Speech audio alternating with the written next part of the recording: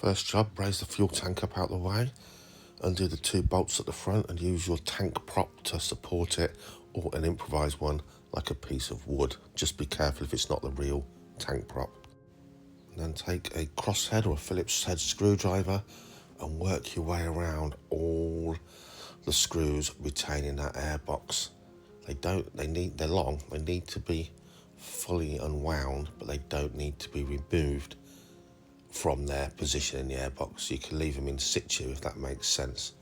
Just work your way around and don't miss out on all the other ones, especially this little sucker hidden at the back there.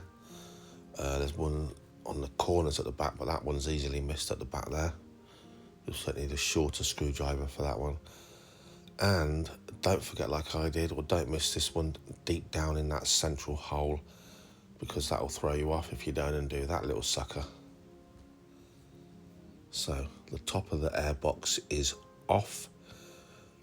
We can see the butterflies for the throttle bodies. We've got a K&N air filter. If you've got a throwaway ordinary air filter, at this point, throw it away, install your new one, and jump towards the end of the video just to see putting that airbox back on if you need to. But we've got a K&N, we're going to hoover out that airbox and have a look at this. It's done some work. All the dead flies, all the road grime, all the dust, absolutely not clogged, but there's a fair bit of action gone on in there. Look at that, so you can really see what the air filter does. But being a K&N air filter, we can clean this and re-oil it.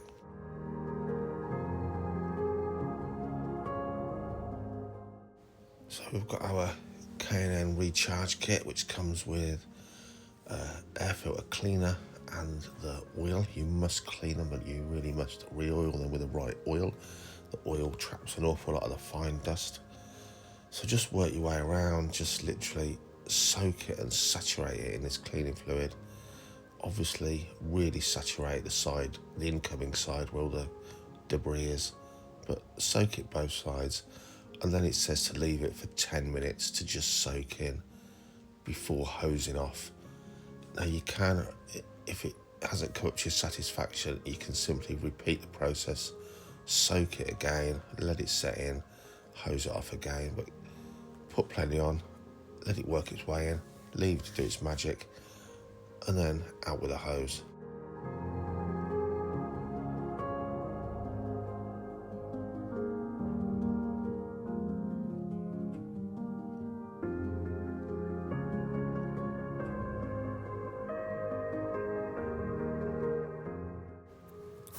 Now gently wet both sides, but then switch your attention to blowing from the clean side out to the dirty side. Essentially, of course, you're trying to wash the debris out, not drive it deeper into the pleats with your hose.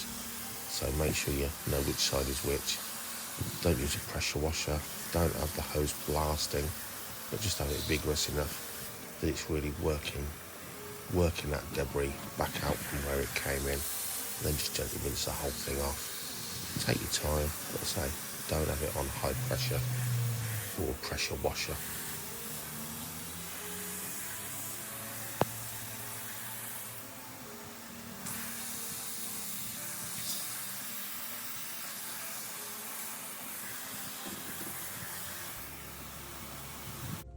So we've left this to dry in a warm room. Don't force it, don't put it on a radiator, just let it dry naturally. Just a little bit of dirt in there. And we could clean it again. You can repeat the process, but as you can see, there's a lot of airflow there now. Pretty good stuff. Time to oil those pleats. We've got a squirty on K&N oil, so we're going to oil it on the top of these pleats and let it draw in, and then just check for any bits that we've missed once it's soaked in and wicked its way in.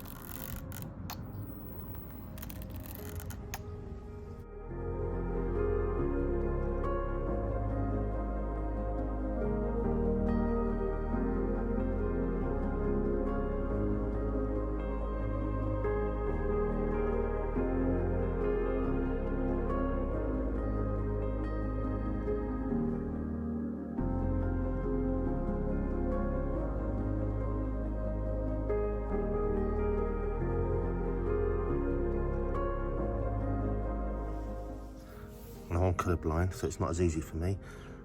Just check that that coverage is all good. It's all wicked its way in. So you can still see there's some dead creatures in there. Sorry, there's some dead creatures in there. But as you can also see, it's very, very clean. There's loads of airflow. A little bit coming through this side. So we've oiled it from the side that the air comes into, the side that it needs to trap stuff. It flows out through this side up into your engine intakes. You can see there's a little bit, that'll wick its way in for sure. So just clean that up, put it back in, put it back in. Or of course, you're just popping back in a fresh air filter.